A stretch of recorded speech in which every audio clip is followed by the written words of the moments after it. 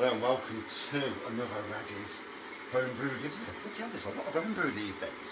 I did buy a load of kits all in one, so I'm using again the Muntons Rich Creamy Velvet Milk Stout kit. I got these for £13.74. They're literally going out of date in July. Who cares? I don't. So, where the yeast has gone.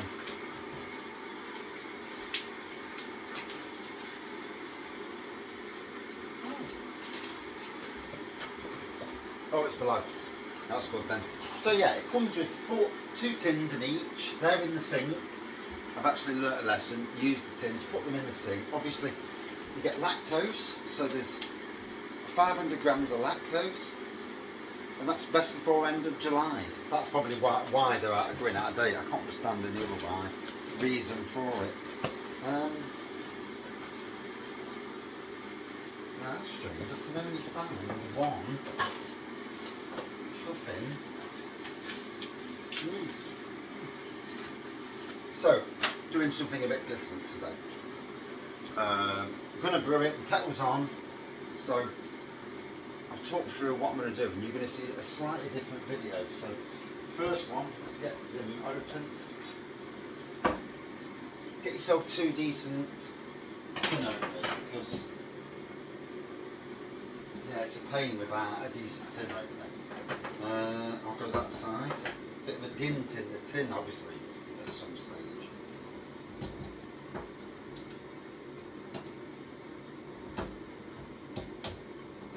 Side is supposed to open.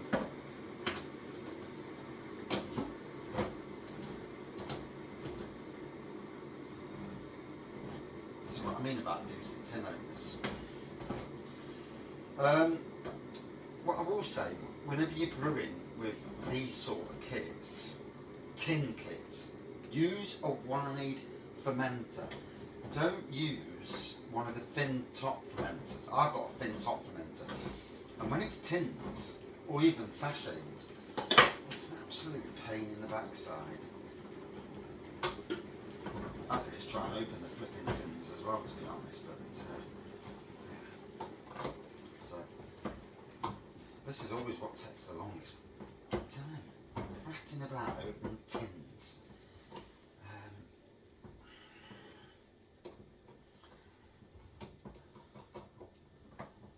I need to get one of them tin openers that slices the top of the tin off, and then you just makes life a damn sight easier.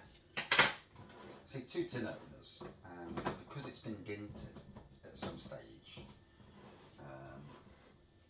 Yeah, a bit of a bloody mess. Oh. So today, what I'm doing, I'm actually brewing it initially in here. So setting it up in this one, then I'm transferring it to some yeast that I've already used. I can't even do anything with that.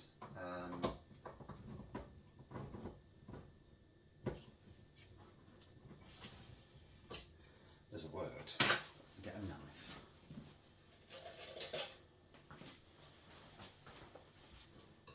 So yeah, shouldn't be this hard just to get into the chuffing tin.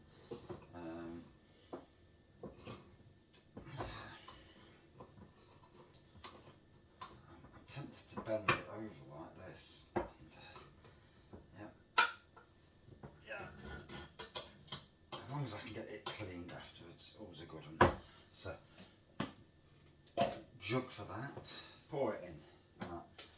You see, because I've had it in water, it's pouring a hell of a lot faster, much better. So I've left the others in the hot water for now, and yeah, that's pouring lovely. So what I learnt with this, that I've never come across lactose with beer before. So what I've learnt with this is that, there we go, alright. Pour the hot water in there, first load of hot water in. And that'll start to clear it while I get the other one. So, yeah, so what I learned with lactose is on the brew that I was supposed to be getting,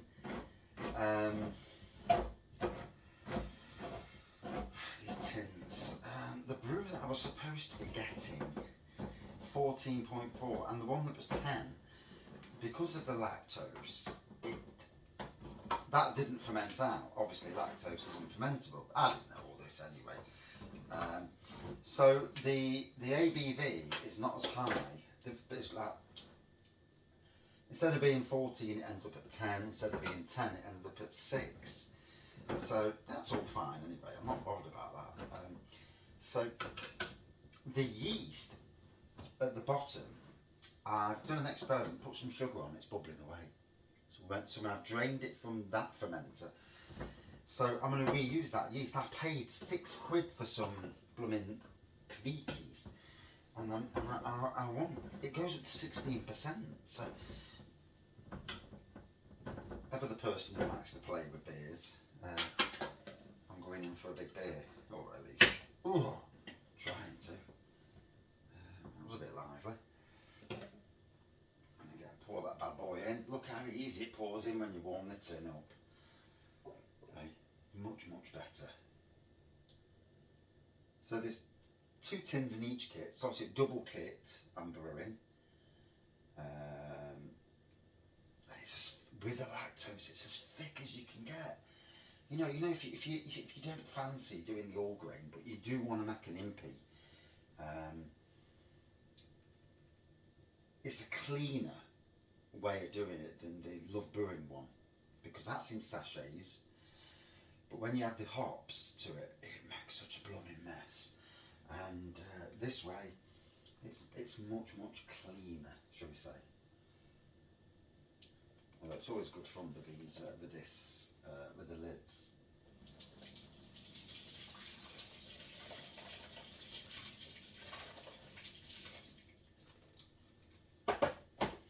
Right, so that's it. Pour that in there.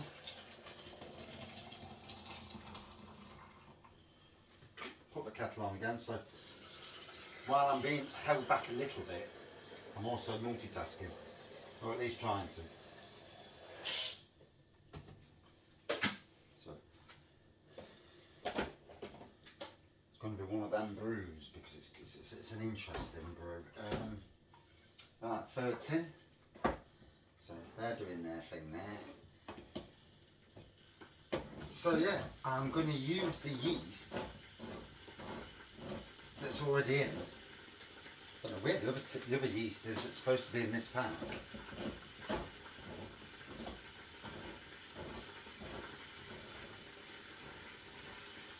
Wow, that was nice.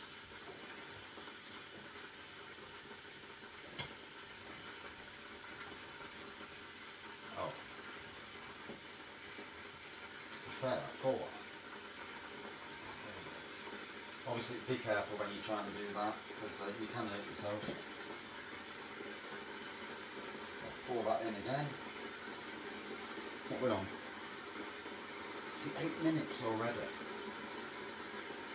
So, if you're paying the full price, you're looking at £60. You're going to want to get some decent yeast. If you're going to use extra sugar or that, it's going to bump the price up. But when you think about it, all grain brewing and the time spent, 5 hours, this is going to take about 40 minutes. It's a lot easier than 5 hours.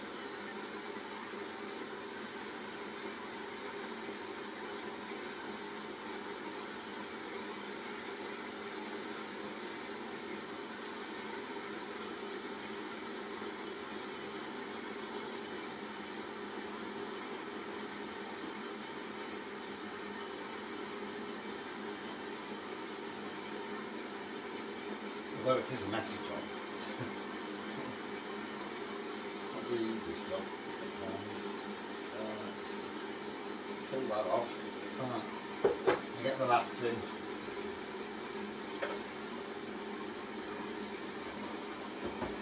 Father's Day brewing. So I've already brewed the Festival Winter Spice Ale, kindly donated to the channel by Peter Dowden, if that's not pronounced properly.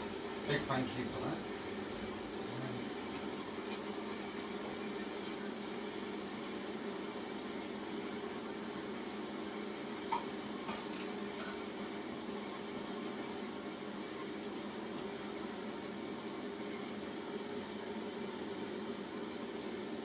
So a lot of products going in. Got to be honest, this is a stunning kit.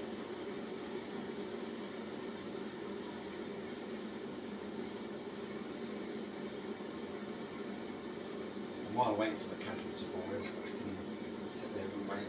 So while I am waiting, let's stir these tins and try and get the rest of the obviously anybody who's been doing videos will know that you want to try and get all the mould off. Be very careful when you're handling hot tins for obvious reasons, because one, you can get burnt and scalded and that, so yeah, definitely got to watch out what you're doing there. Not so easy when you ain't got all the, and you can't open the tin properly, so it is what it is.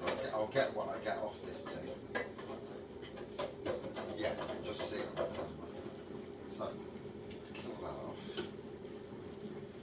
Right. And fill these up.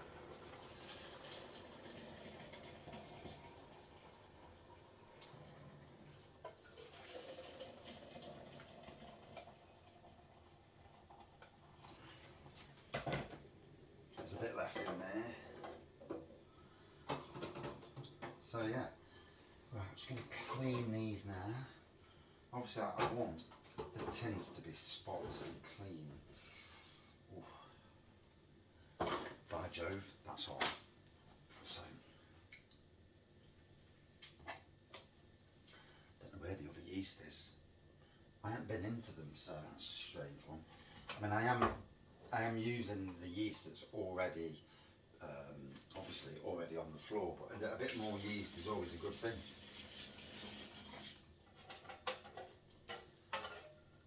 And that is pretty much spotless. I'm happy about that. Pretty much spotless. And I don't think it shows up on the camera, but yeah. So we'll do this one.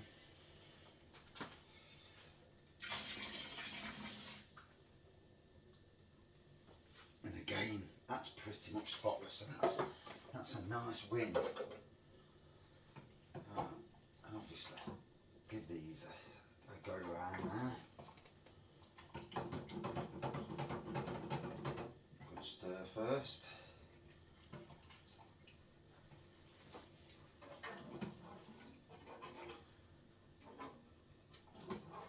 I mean, the effort involved in making this beer against making all grain, and the timing, and you know, there's a lot. It's a lot for me. It's a lot easier. A lot easier. I mean, I dare say I will go back into grain brewing. I want to do either an Impy or a barley wine even.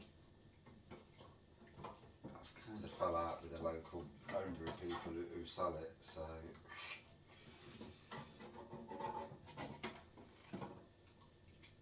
unless I can get them to deliver it to me at all, that might be a better option. So let's get the towel and yeah. Oof.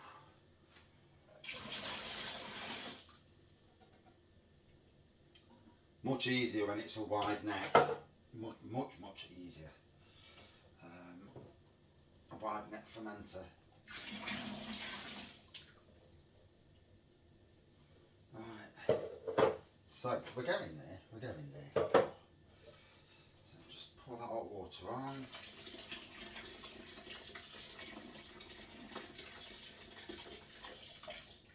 In some ways, leaving it like that has actually worked out pretty well.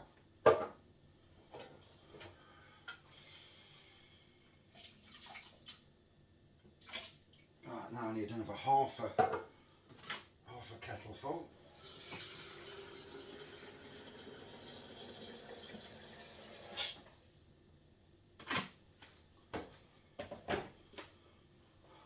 So now, while I'm waiting for the kettle to boil, I might as well chuck in the yeast, sorry, the lactose, and well, that's if I can find it.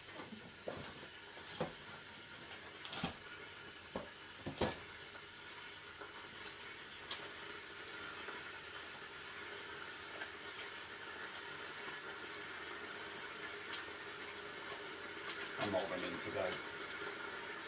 So, pour it in.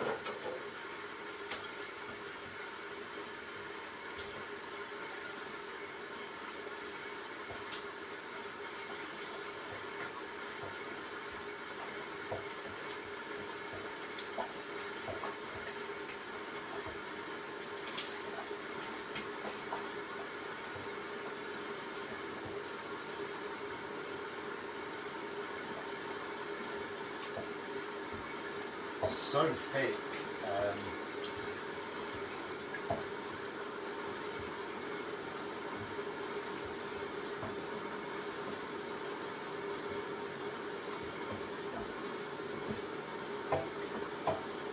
Not quite the best bin to do it, because this is actually my bin for all grain, so it's got the element at the bottom, so it's not the best bin in the world for that actual reason.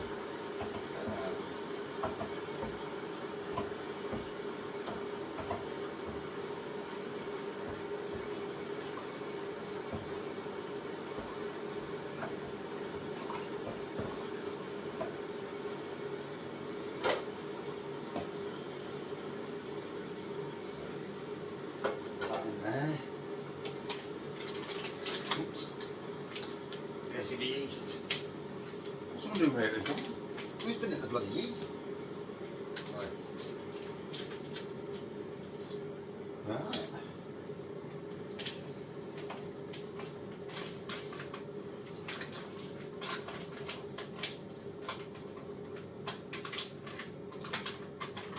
And I'll straight away get this mixed up.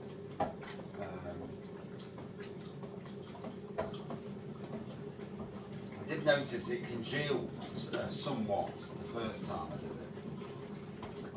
So,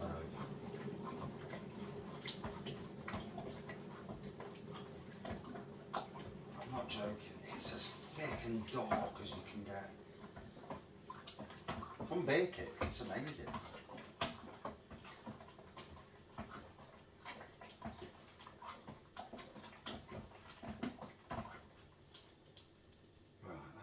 Seems to have done the trick nicely. So there's a little bit in each of these tins. I just want to make sure I get the last bit, last dregs of the. Oh, it's hot. Yep, bloody hot. So, and again, pour it in. Yeah.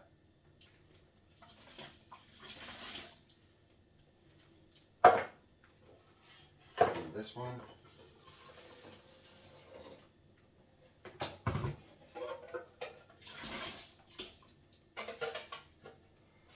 So you can see that using the hot water to clean the tins is a good idea. And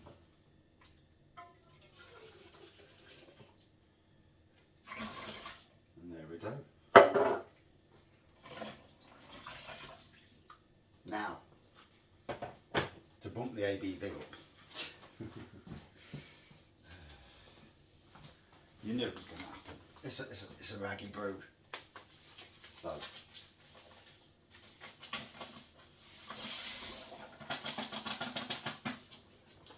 One bag of sugar.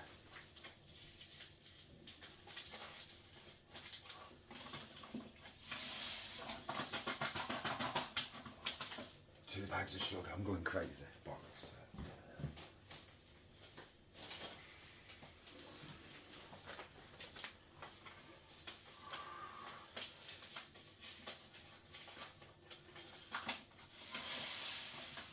So this brew is costing me, bear in mind I got them cheaper, so it's costing me around about 30 quid. And hopefully 40 pints of quite decent ABV. So.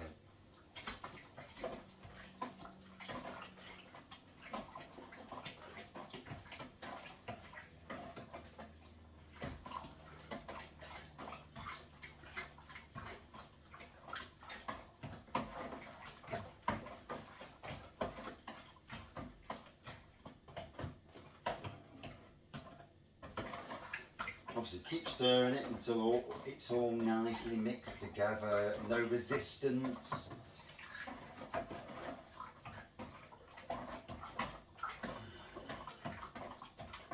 It is so thick, really black as they come, thick as they come.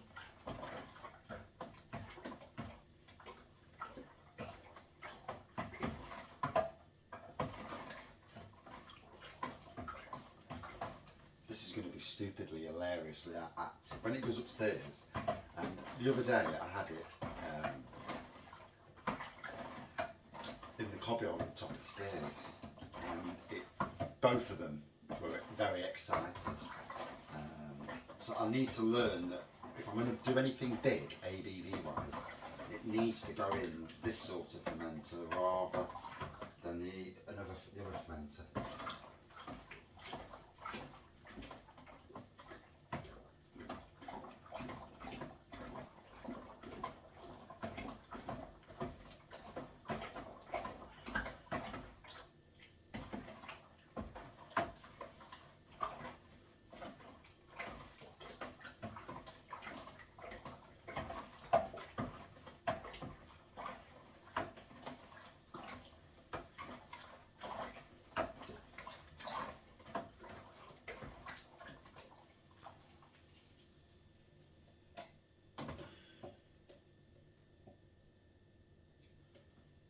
So yeah, that is crazy thick. Right. Yeah. So it was 24 litres.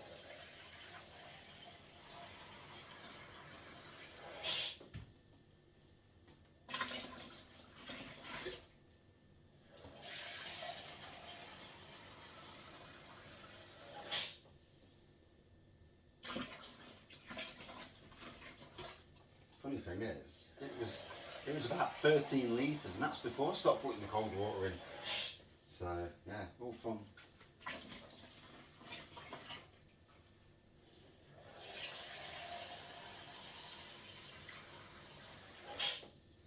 So what we're at the moment, 23 minutes. So yeah.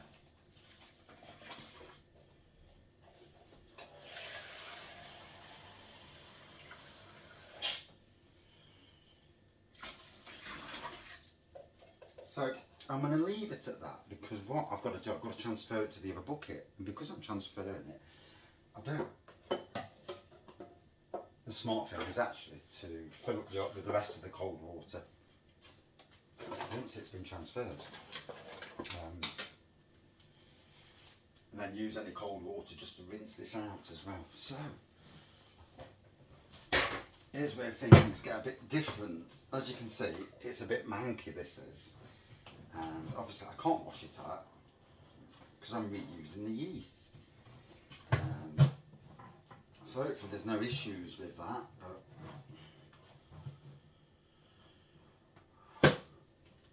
And the yeast, I put some sugar in earlier today. And there you go, the yeast at the bottom is already gone active again.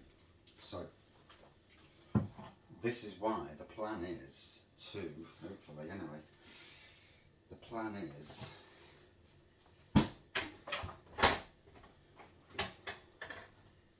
to hopefully have no issues. Now, how heavy is this? I just thought about it. I've got to add the cold water to bring the temperature down. I forgot about that. Otherwise, yep. Otherwise, the yeast ain't going to be cool enough, is it? Adding that to that might kill the yeast, which is not really what I want to do.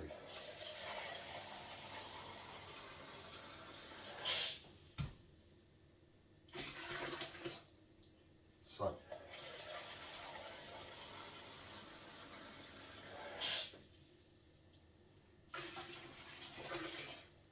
nearly dropped a googly there, but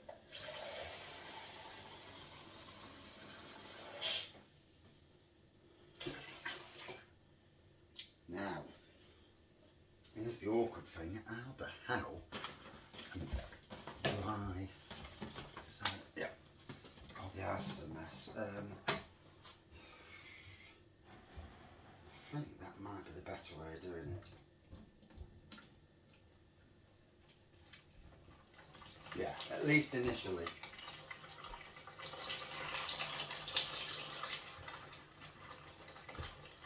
See now how thick it is coming out.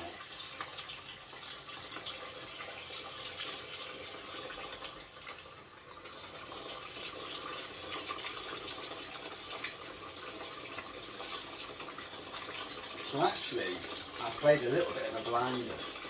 By using this to transfer into this, and using the tap, I've actually saved myself a little bit of pain, as it were. And what we're on? 26 minutes, so literally probably another 5 minutes at most.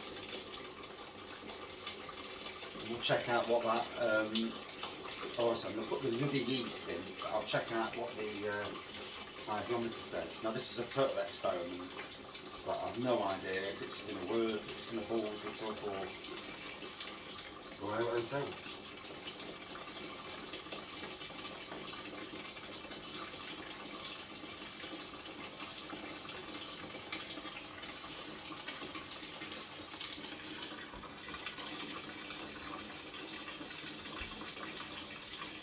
There's a point where it's going to get really heavy.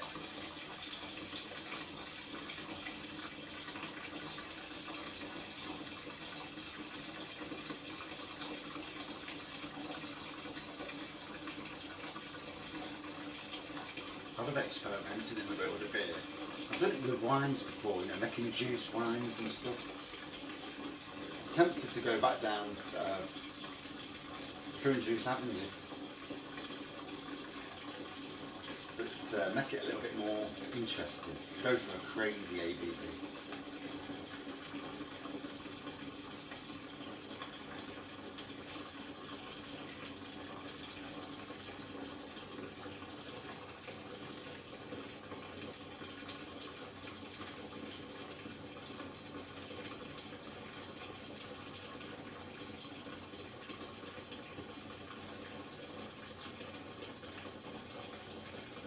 Mixing it well as well, right? It's going down.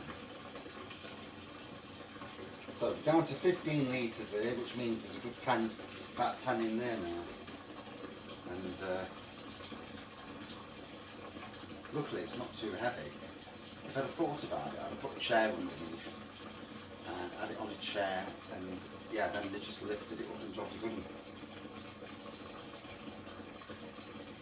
What I might do is get down to 10. And then turn the tap off, put this on the side, lift that up, and stir it in that way round. Because I'd rather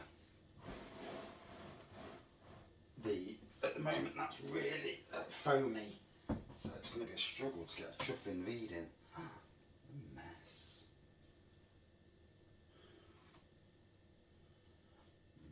When it's in the bath, it might get a wash on the outside. I didn't see that bit of mess.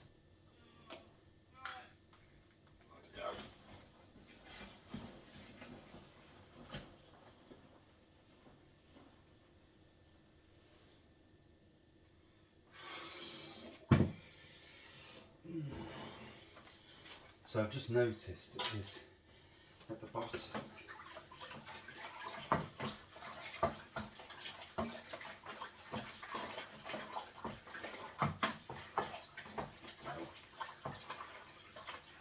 the scruffy is making a blooming all grain with the amount of mess everywhere.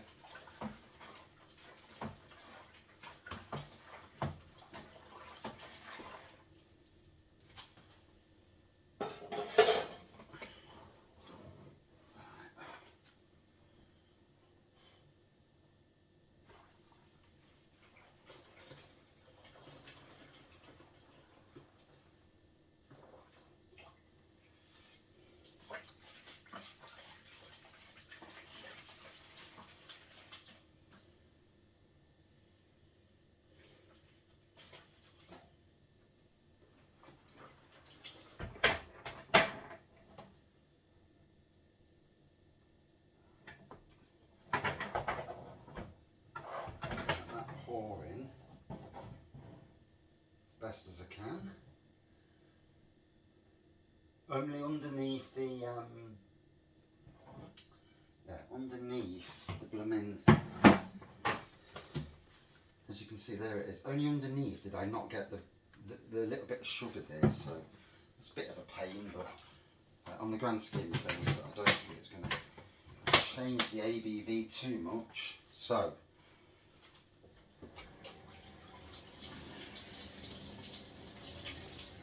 frothy that it's going to be a struggle to see it. So move some of this out of the way so I can see the, try and get to the, there we go. So, wow. Jesus. Let me show you a photo of that. I mean, that's crazy. Right, here we go.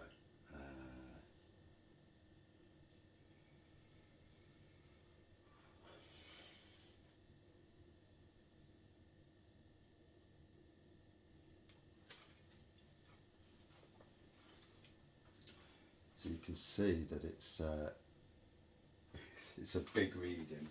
I'll try and get the reading.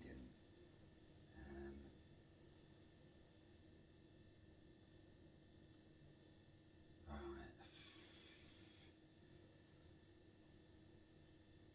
Flipping heck. I reckon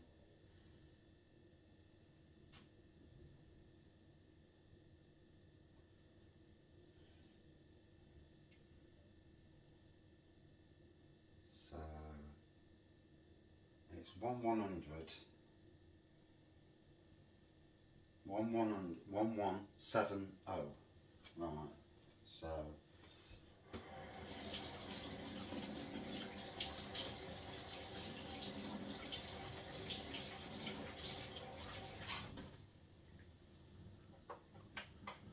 $1170. So let me just go and get the ABV calculator out before I knock off. I'm going to put that other yeast in though, to be honest. So ABV calculator. ABV calculator. Now bearing in mind I've got to knock off the gravity won't go all the way down. So it's going to be 170, yeah, but it's not good. It's going to end up at 45. Okay, yeah, 1045. There you go, 1170, 1045. Click on update, 16.41%. That's if it makes it. It's going to be interesting. Or it's going to fail.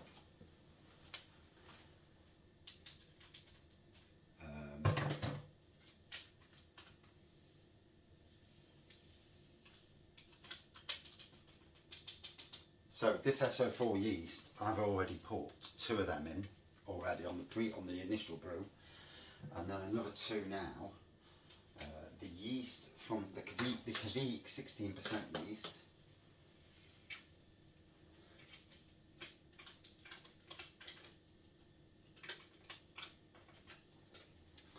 And that is my brew. Put the lid back on.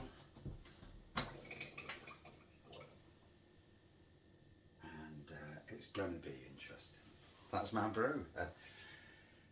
Someone's going to say, bloody hell, you've done that wrong. Using the old yeast, it's alien to use the old yeast without sterilising everything first. But obviously if I sterilise it, then I could have poured it out, I suppose. But that bed of yeast at the bottom was there. It's already starting to bubble. Crazy. It's going to be interesting.